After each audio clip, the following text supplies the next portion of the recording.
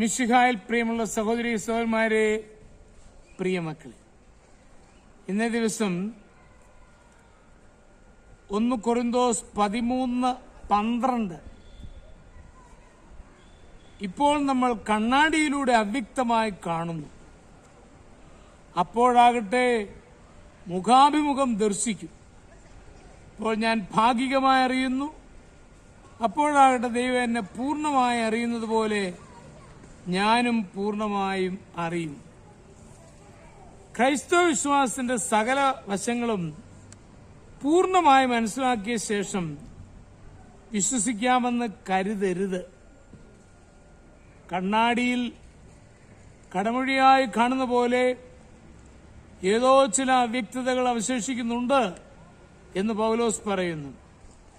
ക്രിസ്തീയ വിശ്വാസത്തിന്റെ സകല നിഗൂഢ വശങ്ങളും തനിക്കറിയുവാൻ പാടില്ല, എങ്കിലും ക്രിസ്തീയ വിശ്വാസത്തെ താൻ ചോദ്യം ചെയ്യുന്നില്ല.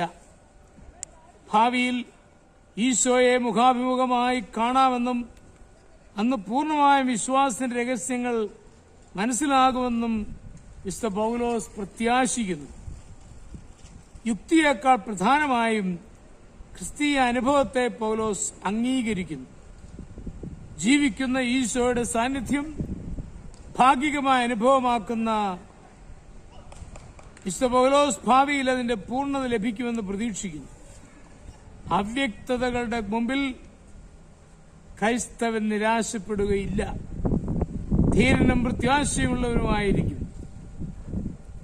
ഈശോയുമായുള്ള വ്യക്തിബന്ധം, ഈശോയോട് ചേർന്ന് ജീവിക്കുന്ന ഭാവിയെപ്പറ്റിയുള്ള പ്രത്യാശ ഇവകൾ അനുഭവമാകുമ്പോൾ സംശയ സാഗര മധ്യത്തിൽ ഉറച്ച പാറ കണ്ടെത്തുന്നു. ദിവംഗതനായ യുഹാനോൻ മാർത്തോമാ മെത്രാപ്പൊലീത്ത തിരുമേനിയുടെ അന്ത്യദിവസങ്ങളിൽ ഈശോ മിശിഹായുമായുള്ള കൂട്ടായ്മയിലൂടെ നിത്യതയെ നോക്കി കണ്ടിരുന്നതായി വ്യക്തമാകുമായിരുന്നു.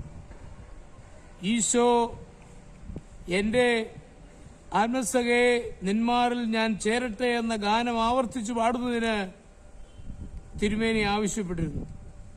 അത്യാസന്ന നിലയിലും അദ്ദേഹം സുസ്മേരവതനായിരുന്നു.